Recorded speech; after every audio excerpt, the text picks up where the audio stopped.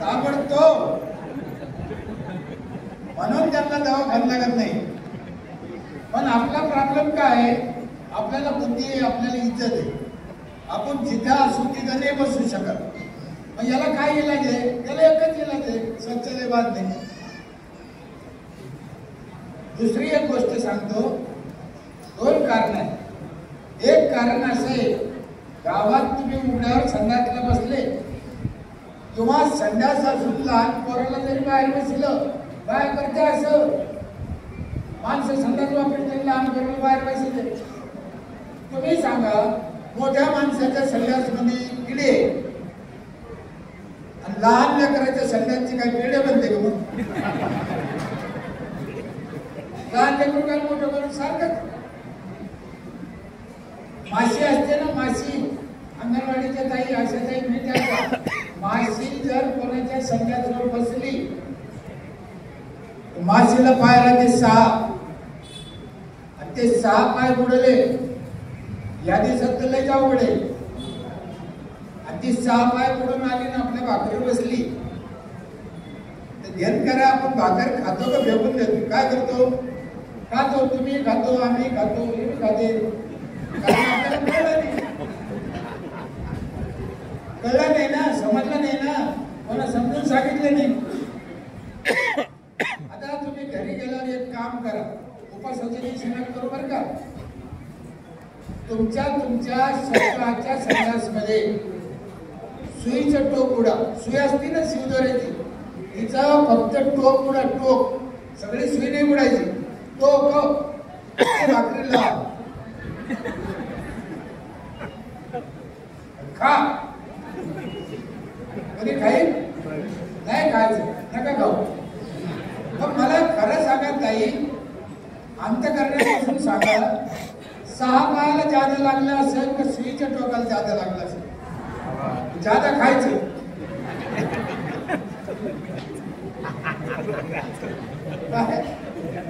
आणि घोटाळा झाला, कामगावच्या लोकांहो, तुम्ही कधी ऐकलं नसेल एवढं मोठं घोटाळा आहे.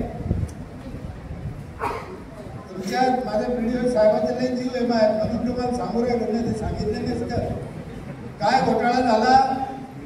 सुईच्या टोकानं लावलं का ते आपलंच होतं, ते आपण खात नाही.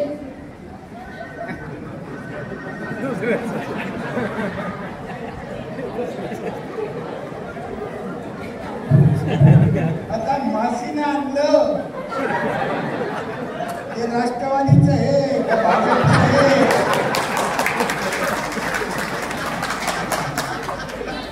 त्याला काही झेंडा आहे का? कधी कोणाचं खातं? जर तुम्हाला ते खायचं नसेल, एक काम करा, इथून पुढं जे लोक बाहेर जाते त्यांच्या घरी जा, त्यांच्या पाय पडा, त्याला विनंती करा, बाबा हो इतक्या दिवस खाल्लं, आता बस झालं. तुम्हाला काय वाटतं? माझा काय संबंध आहे? संबंध आहे. म्हणून गावातलं प्रत्येक माणूस शौचालय वापरलं पाहिजे. प्रत्येक माणसाची काळजी गरज आहे. सरपंचाची तर आहे, ग्रामसेवकाची आहे, पण तुमची पण आहे ना. कारण आपल्या लेकराला पुढं लोकांना आरोग्य चांगलं पाहिजे, 100 वर्ष जगले पाहिजे. माझ्या ग्रामपंचायत ही 4000 लोकसंख्येची ग्रामपंचायत आहे. नीट आहे का? एकदम माझी ग्रामपंचायत तुम्हाला समजून सांगतो, मग उरलेल्या वेळात आपण बोलू.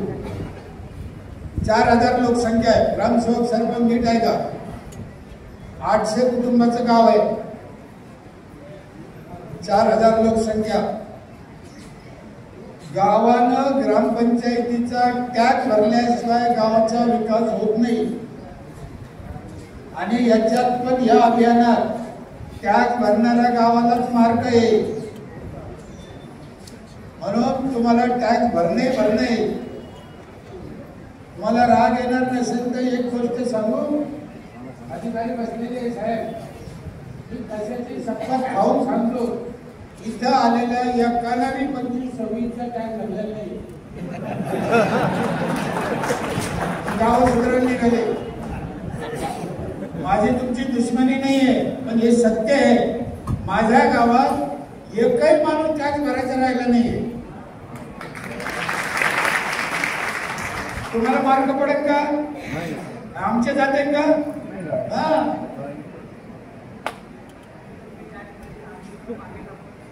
करा ना, काय म्हणजे आम्ही भरू करा ना. आज तुम्हाला एक सांगतो, अजून समाजाला हे समजून सांगितलं नाही साहेब. तुम्ही जो टॅक्स भरता तो सरकारला जात नाही, तो सरपंच ग्रामसेवकांना गावासाठी खर्चायचा आहे. मग सांगा तुमचं काय बिघडलं? पण हे सांगतच नाही. तुम्ही भरलेला टॅक्स कुठं जातो यायला माहितीच नाही लोकांना. लोक भरीत नाही.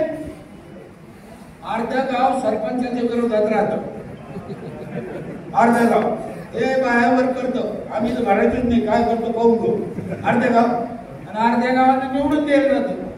ते म्हणजे आम्ही ते निवडून दिलं, आमच्या जीवावर ते सरपंच झाला. ते नाही भरायचे नाही, आहे नाही भरायचे. सरपंचाकडे वावर नाही त्याचे का?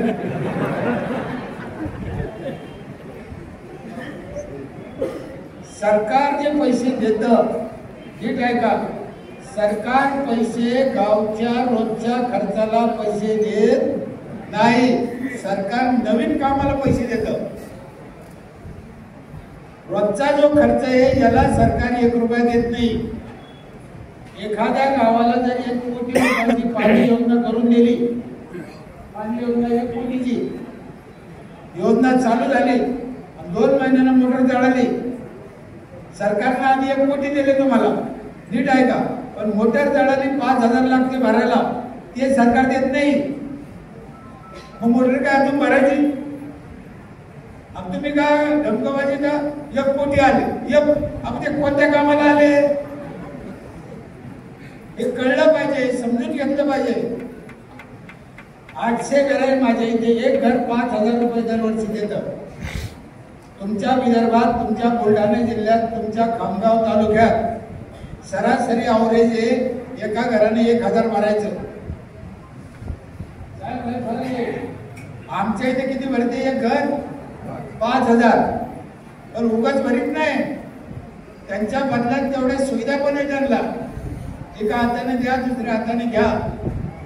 आम्ही 5,000 गरीबातल्या गरीब असला तर 5,000 भरायचे. कोणी असो. एक बिजलाबाई मुन्सक म्हणून नावाची बाई आहे, घरकुलात राहते. एवढ्याला हातपाय तिचे, तिला नवरा वारेले, तिला एक पोरगं होतं ते मी वारलं. घरकुलात राहती, लोकांची मंजुरी करते, अपंग आहे. पण 1 एप्रिलला पहिल्या दिवशी 5,000 भरती रे बाबा. इथे इथून हात जोडतो तिला. काय त्याच्याजवळ काहीच नाही.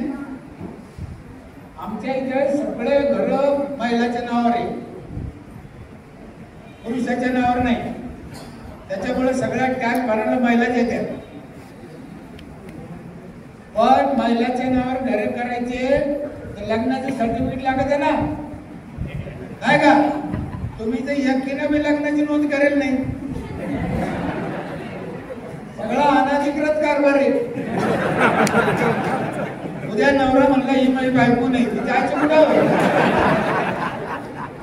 म्हणून तुम्हाला मावल्याला माझी विनंती आहे, लग्न लागायच्या दिवशी लग्नाची नोंद केलीच पाहिजे. तसं त्याच्या सगळं लग्न लावायचंच नाही, हा ना? हे काही गंमत नाहीये. अहो तुम्ही 1 गुंठा जमीन घेता तर लिहून घेता, मग एवढे सर्वस्व आपलं त्याला द्यायचं, लिहून नाही घ्यायचं. लग्नाची नोंद केलीच पाहिजे. आमच्या इथे बिगर लग्नाची नोंद होतच नाही, जमतच नाही. आणि लग्नाची नोंद करायला 30 जोडा लागती दाखला. त्याच्यामुळं 18 वर्षाच्या आतल्या पोरीचं लग्न माझ्या गावात होतच नाही. किती सोपं आहे. साप मेला पाहिजे, काठीने मोडली पाहिजे. 5,000 आम्ही घेतो, पण योजना काय देतो माहितीये का? पहिली एक योजना आहे ती मानाची, बिगर पैशाची. ही पहिली योजना आहे आमची, मानाची, बिगर पैशाची. जी बाई 1 एप्रिलला पहिल्या दिवशी पहिली पावती फाडील, नीट आहे का? जी बाई 1 एप्रिलला पहिल्या दिवशी पहिली पावती फाडील, तिच्या हाताने 15 ऑगस्टचं झेंडावंदन होतं आमच्या इथे. सरपंच करीत नाही. महिला 5,000चं बंडल घेऊन फिरायच्या ग्रामसेवक पुढे.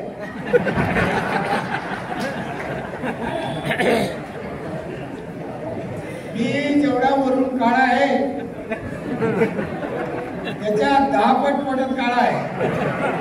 हा, लोक कसे सांभाळायचे मला चांगलं माहिती. म्हणून मी लई वेळेस सांगितलं, लोकांना माझ्या शब्दाचा राग येतो पण मी सत्य सांगतो. म्हणून मी काय सांगितलं, सरपंच हरमी पाहिजे.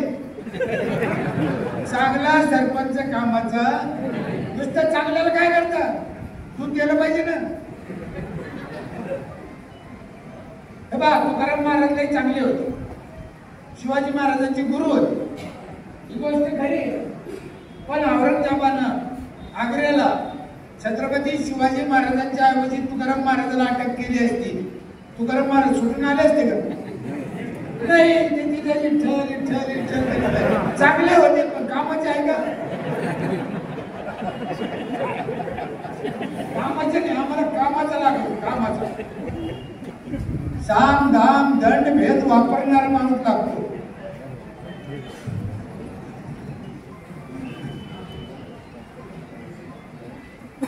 म्हणून आणि मी तुम्हाला सांगितलं सरपंच हरमी पाहिजे आणि मी 5 वेळेस होतो.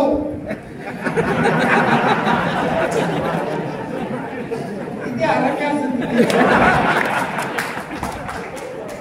त्याच्याशिवाय येणार तुकडं मीठ होतच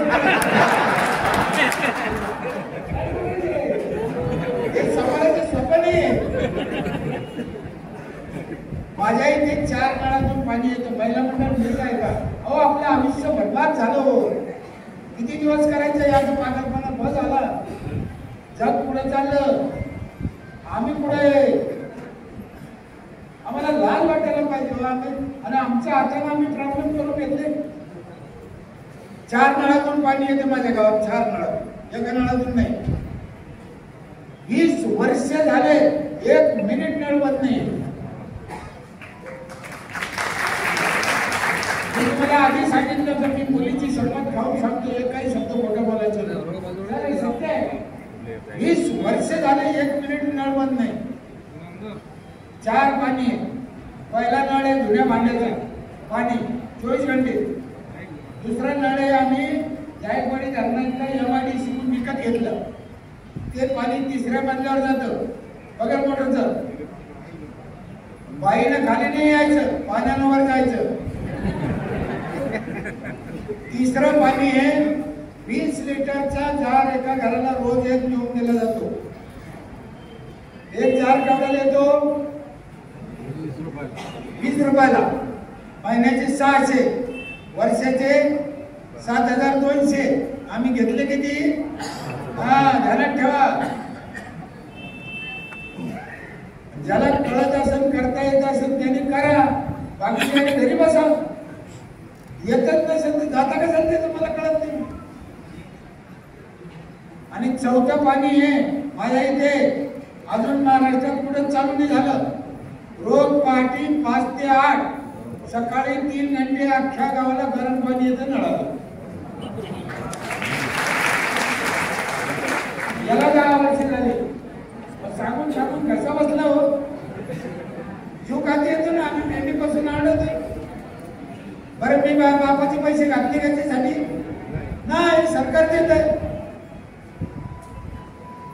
अडचण काय? आमच्या काळात पैसे नव्हते साहेब. आता मेहरबानी सरकार पैसे देते 15-20 आहे का ना. माझ्या 4,000 लोकसंख्येला 40 लाख रुपये देते सरकार. आता पहिले 1 रुपया देत नव्हतं आणि माझे 40 लाख असे 80 लाख दरवर्षी येते आमच्या पैसे. करायचं काही नाही, आता बसून खायचं. किती सोपं आहे. आमची एक पिठाची गिरणी आहे 95 टाके. जी बाई पैसे भरीन तिला कार्ड देते, त्या गिरणीतून सालभर खोबर जळून न्यायचं. 1 रुपया लागत नाही. वर्षभर लग्न करा, साखर वगैरे किती जळून न्या, मोजून आणायचं नाही. पैसेच घ्यायचे नाही, मोजायचं काय.